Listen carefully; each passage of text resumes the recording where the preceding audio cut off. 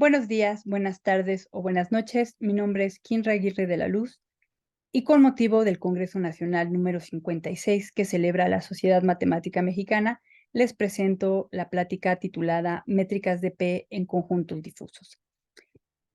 Esta charla está dividida en 3 secciones. La primera de ella cuenta con 2 objetivos, uno de los cuales es construir la métrica de Hausdorff y el otro dar una breve introducción a los conjuntos difusos. En el segundo apartado se definirá el espacio de interés f de x, el cual es una clase particular de conjuntos difusos, y para conformarlo como un espacio métrico se recurrirá a la distancia de P. Por último, se dará cuenta sobre la separabilidad y la completitud en f de x. Bueno, considerando un espacio métrico X con su distancia D, se puede calcular la distancia de un punto a un conjunto con el mínimo de las distancias del punto en cuestión a cada uno de los elementos de dicho conjunto. Esta idea se puede extender a la pseudométrica de Hausdorff, la cual calcula, entre comillas, la distancia entre dos compactos de la siguiente manera. La pseudométrica de Hausdorff del compacto A al compacto B está dada por el máximo de las distancias de cada uno de los elementos del primer compacto al conjunto B. La primera observación es que tanto la distancia de un punto a un conjunto como la pseudométrica de Hausdorff no son funciones métricas, pues falta la conmutatividad. Sin embargo, nos permite llegar a nuestro cometido, que es construir la métrica de Hausdorff. Y la métrica de Hausdorff es la distancia entre dos compactos calculada con el máximo de la pseudométrica de Hausdorff entre A y B y la pseudométrica de Hausdorff entre B y A. Bueno, ahora para motivar la noción de conjuntos difusos, vamos a partir del conjunto A, que colecta a todos los números reales que son mayores que 1. Los números que están a la derecha del 1 evidentemente pertenecen a A, mientras que los que están a la izquierda, incluyendo el 1 mismo, sin lugar a dudas no pertenecen a A. Ahora, si añadimos el adverbio mucho al adjetivo mayor, tendremos la colección B, que consta de todos los números reales que son mucho mayores que 1. Lo primero que salta a la vista es que B ya no puede tener una representación del estilo de A, pues tendríamos que saber a partir de qué número los números reales ya son mucho mayores que 1. Y es este tipo de conjuntos los que motivan la definición de conjunto difuso. Entonces, un conjunto difuso es una función de pertenencia, la cual asocia a cada punto en X un número en el intervalo 0, 1 cerrado, que se puede interpretar como 0, la no pertenencia, y 1, la pertenencia indiscutible, y en el espectro entre 0 y 1, una infinidad de posibles pertenencias. Regresando al conjunto B, que son los números mucho mayores que 1, lo que tenemos es que todos los números que están a la izquierda del 1 y el 1 mismo no pertenecen a B, mientras que los que están a la derecha del 1 van a tener una graduación progresiva, es decir, mientras más alejado esté el número del 1, más fuerte será su pertenencia. Y una función que puede describir al conjunto B es la siguiente. Como ya se había dicho, si X es menor o igual a 1, le corresponde el valor de pertenencia a 0 porque los números que son menores o iguales a 1 no pertenecen al conjunto B. Mientras que si X está entre 1 y 10, le corresponde el valor 0.5, que lo que querría decir es que más o menos pertenece. Y a partir del 500, los números indiscutiblemente son mucho mayores que 1, pues tienen el valor máximo de pertenencia, que es el 1. Un concepto de suma relevancia en los conjuntos difusos es el concepto de alfanivel. Entonces, recordando que un conjunto difuso es una función, definimos los alfaniveles como los x en x, tal que u de x es mayor o igual que alfa, para alfa en el abierto 0 y cerrado 1.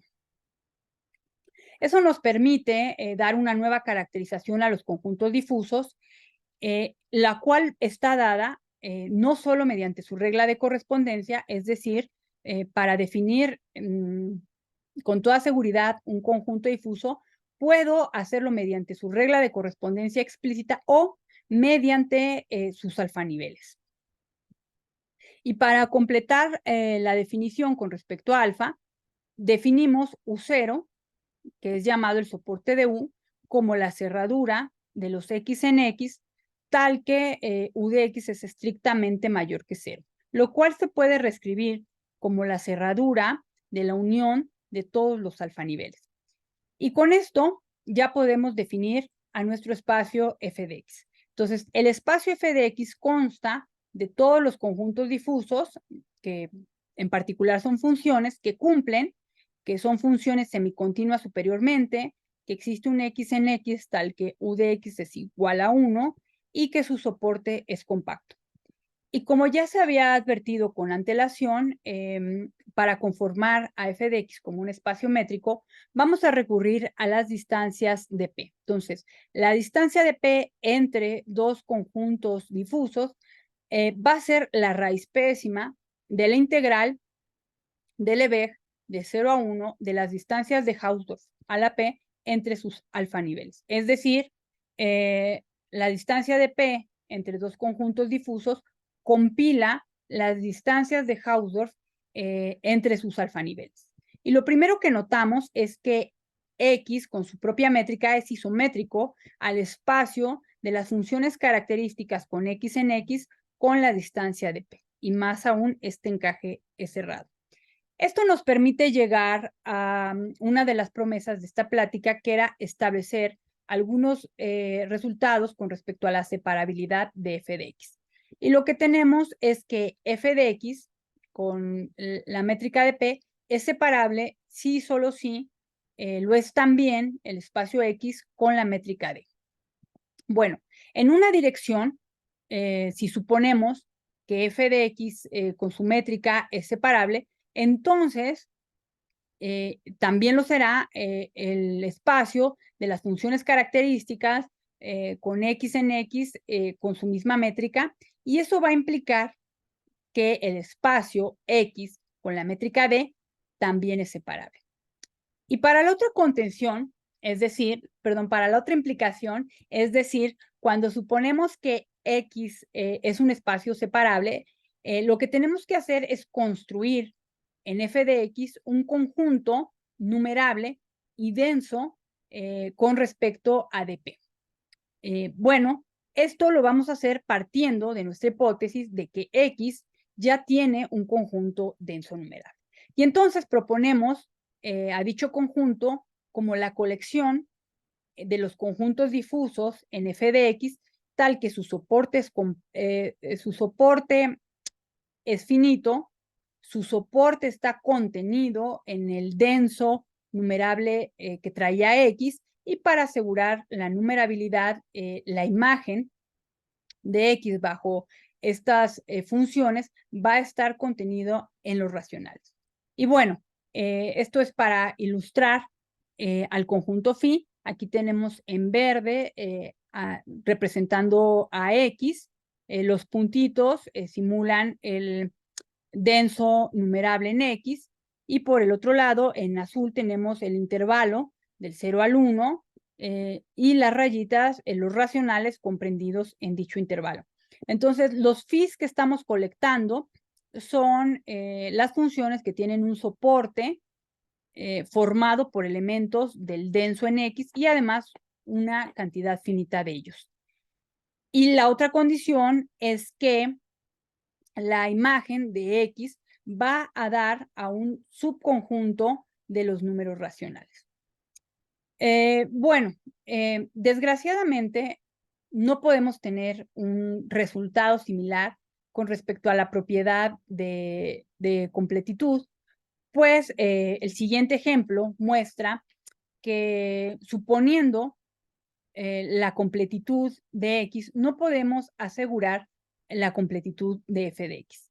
Entonces, explícitamente aquí, si X lo tomamos como el intervalo de 0 a infinito con el 0 cerrado, vamos a tener que f de X no es completo para ninguna P mayor o igual que 1.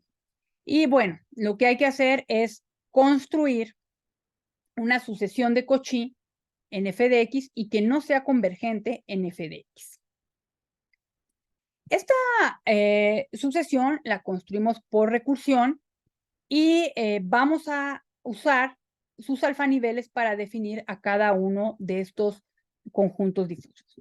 Por ejemplo, una vez ya construido el conjunto difuso UN, vamos a construir el conjunto difuso UN más 1 mediante sus alfaniveles. Y entonces le asignamos el intervalo 0, n más 1 cerrado si alfa pertenece al intervalo cerrado 0,1 entre 2 a la n más 1. Y vamos a repetir los alfaniveles del conjunto anterior en otro caso. Entonces, para ilustrar, aquí vamos a ilustrar los tres primeros conjuntos difusos. Entonces, en el caso de U1, lo que tenemos es que si alfa está entre 0 y 1 medio, le corresponde el intervalo cerrado de 0 a 1, mientras que de 1 medio hacia el 1 le corresponde el 0. Ahora, U2 quedaría definido con los alfas. Si alfa está en el 0 a 1 cuarto, le corresponde el intervalo cerrado de 0 a 2, y de 1 cuarto en adelante lo que hago es repetir U1. U3 quedaría como definido para los alfas entre 0 y 1 octavo como el intervalo cerrado entre 0 y 3, y de 1 octavo en adelante repito el U2. Ahora, aquí lo que vamos viendo es que los rectángulos donde no se traslapan los UNs van siendo cada vez de mayor altura sin poder acotar esta altura, y cada vez va disminuyendo su anchura. Esto resulta ser una sucesión de Cauchy que no es convergente en f de X. Porque si fuera convergente, es decir, si existiera un elemento, un conjunto difuso U, tal que UN converge a U, lo que tendríamos es que su soporte es el intervalo 0, infinito, por lo que ya dijimos anteriormente que las alturas de los rectángulos van creciendo desmedidamente, pero este intervalo no es compacto y por lo tanto U no pertenece a f de X. Y para concluir, solo voy a dejar la aseveración de que en el caso de que se suponga que f de X es completo, si se tiene una respuesta positiva, X con su propia distancia también va a ser completo. Sin embargo, la demostración de este hecho requiere resultados más elaborados que por cuestiones de tiempo no voy a poder exponer en esta sesión. Por último, les recuerdo que la Sociedad Matemática Mexicana ha abierto algunos espacios para externar dudas o comentarios sobre estas presentaciones pregrabadas, así que si es el caso, nos estaremos viendo en dichos espacios. Sin más, me despido y con esto concluyo la presentación agradeciendo su atención. Muchas gracias.